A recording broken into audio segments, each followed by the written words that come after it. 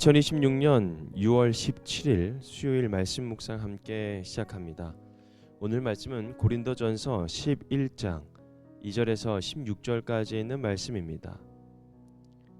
함께 말씀을 묵상합니다. 여러분이 나를 모든 면으로 기억하며 또 내가 여러분에게 전해준 대로 전통을 지키고 있으니 나는 여러분을 칭찬합니다. 그런데 각 남자의 머리는 그리스도요 여자의 머리는 남자요 그리스도의 머리는 하나님이신 것을 여러분이 알기를 바랍니다. 남자가 머리에 무엇을 쓰고 기도하거나 예언하는 것은 자기 머리를 부끄럽게 하는 것입니다. 그러나 여자가 머리에 무엇을 쓰지 않은 채로 기도하거나 예언하는 것은 자기 머리를 부끄럽게 하는 것입니다. 그것은 머리를 밀어버린 것과 꼭 마찬가지입니다. 여자가 머리에 아무것도 쓰지 않으려면 머리를 깎아야 합니다. 그러나 머리를 깎거나 미는 것이 여자에게 부끄러운 일이면 머리를 가려야 합니다. 그러나 남자는 하나님의 형상이요 하나님의 영광이니 머리를 가려서는 안 됩니다. 그러나 여자는 남자의 영광입니다. 남자가 여자에게서 난 것이 아니라 여자가 남자에게서 났습니다. 또 남자가 여자를 위하여 지으심을 받은 것이 아니라 여자가 남자를 위하여 지으심을 받았습니다. 그러므로 여자는 천사들 때문에 그 머리에 권위의 표를 지니고 있어야 합니다. 그러나 주님 안에서는 남자 없이 여자가 있지 않고 여자 없이 남자가 있지 않습니다. 여자가 남자에게서 난 것과 마찬가지로 남자도 여자의 몸에서 났습니다. 그리고 모든 것은 다 하나님에게서 났습니다. 여러분은 스스로 판단하여 보십시오. 여자가 머리에 아무것도 쓰지 않은 채로 하나님께 기도하는 것이 마땅한 일이겠습니까? 자연 그 자체가 여러분에게 가르쳐주지 않습니까? 남자가 머리를 길게 하는 것은 그에게 불명예가 되지만 여자가 머리를 길게 하는 것은 그에게 영광이 되지 않습니까? 긴 머리카락은 그의 머리를 가려주는 구실을 하는 것입니다. 이 문제를 두고 논쟁을 벌이려고 생각하는 사람이 있을지는 모르나 그런 풍습은 우리에게도 없고 하나님의 교회에도 없습니다. 아멘. 질서로 세우고 절제로 지키라 라는 주제로 함께 말씀을 묵상합니다. 오늘 본문에서 우리가 함께 묵상을 하면서 참 좀 어려운 그런 본문이기도 할 것 같습니다. 남자와 여자의 관계를 표현하는 말씀이 나오는데 그러면서 좀 오늘 말씀을 읽으면서 이런 생각이 들 수도 있을 것 같습니다. 왜 여자는 머리를 가려야 될까? 지금도 그렇게 해야 될까? 남자와 여자의 우열을 말하는 걸까? 뭔가 바울이 정말 말하고 싶은 것은 머리의 모양, 머리를 뭘 씌우던가 씌우지 않던가 그런 옷차림에 관한 그런 관점이 아니라는 겁니다. 그러니까 고린도 교회는 복음 안에서 자유를 얻었는데 그 자유를 공동체의 질서보다 앞세우는 문제가 있었다라는 겁니다. 특별히 예배 중에 일부 여성들이 당시 사회가 중요하게 여기던 머리 가리개를 벗고 예배를 드리기 시작했습니다. 그러니까 당시 문화에서 머리를 가리지 않는 것은 단순한 패션이 아닙니다. 그것은 남편과 가정의 권위를 부정하거나 사회적 질서를 거부하는 의미로 받아들여질 수 있었기 때문에 그렇습니다. 그러니까 바울은 복음의 자유 자체를 부정한 것이 아니라 오히려 복음의 자유를 가지고 공동체를 혼란스럽게 하지 않고 사람들을 살리는 방향으로 사용하라라는 그런 권면의 말씀이라는 겁니다.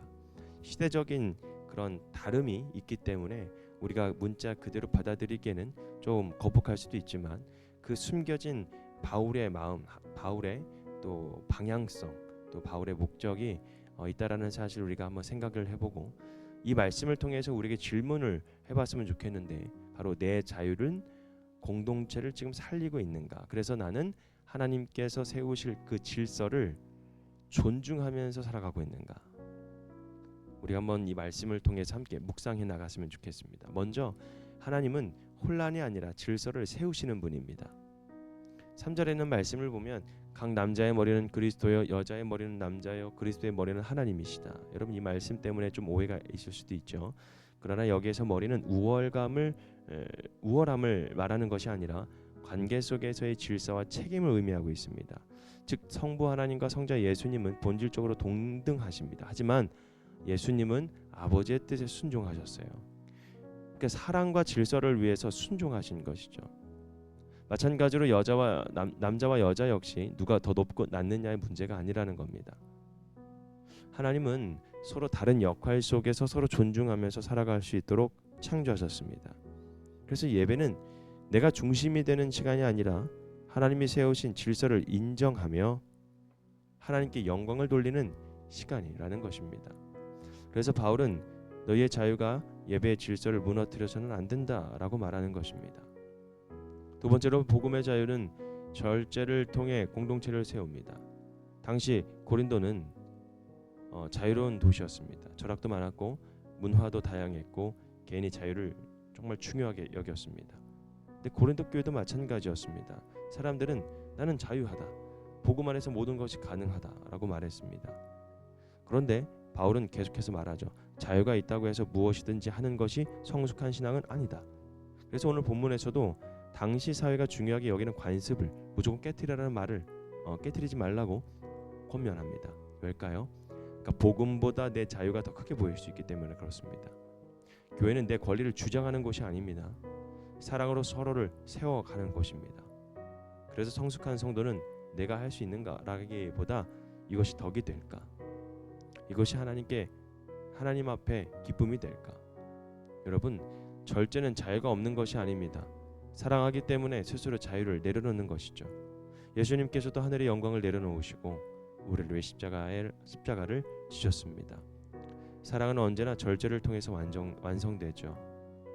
마지막으로 주님 안에서 우리는 서로를 필요로 하는 존재라는 사실을 깨달아야 합니다.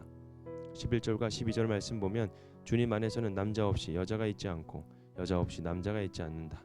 그리고 모든 것은 하나님에게서 났다라고 고백합니다. 여러분, 바울은 창조 질서를 말하면서도 남자와 여자의 우애를 말하지 않습니다. 오히려 서로를 의지하고 서로를 존중하라는 그 관계를 말하고 있는 것입니다. 여자는 남자에게서 나왔지만 남자는 여자의 몸을 통해서 태어납니다. 결국 모든 생명의 근원은 하나님이시라는 사실을 우리에게 알려주는 것이죠. 그래서 누가 더 높느냐를 따질 수가 없는 것입니다. 모두 하나님의 형상이며 모두 하나님의 은혜로 살아가는 존재라는 것입니다. 서로를 세워나갑시다. 그리고 존중합시다. 서로를 살리는 공동체가 되기를 바랍니다. 그래서 오늘 말씀에 묵상을 하며 정리를 하면서 여러분, 뭔가 머리 모양, 누가 더 높냐 낮냐 이거를 말하는 것이 아니라는 겁니다. 질서와 절제 그리고 공동체를 향한 하나님의 사랑에 관한 말씀이라는 겁니다. 하나님은 혼란의 하나님이 아니라 질서의 하나님이십니다. 복음은 우리에게 자유를 주셨지만 그 자유는 공동체를 무너뜨리는 자유가 아니라 사람을 세우는 자유입니다. 또한 하나님은 남자와 여자, 강한 자와 약한 자를 비교하지 않으시고 모두 하나님의 형상으로 지으셔서 서로 사랑하며 살아가도록 부르셨습니다. 오늘 우리의 예배와 삶이 내 권리를 앞세우는 삶이 아니라 질서로 공동체를 세워나가며 절제로 사랑을 지켜나가는 삶이 되기를 주님 이름으로 축복합니다. 오늘 말씀 묵상 마치겠습니다.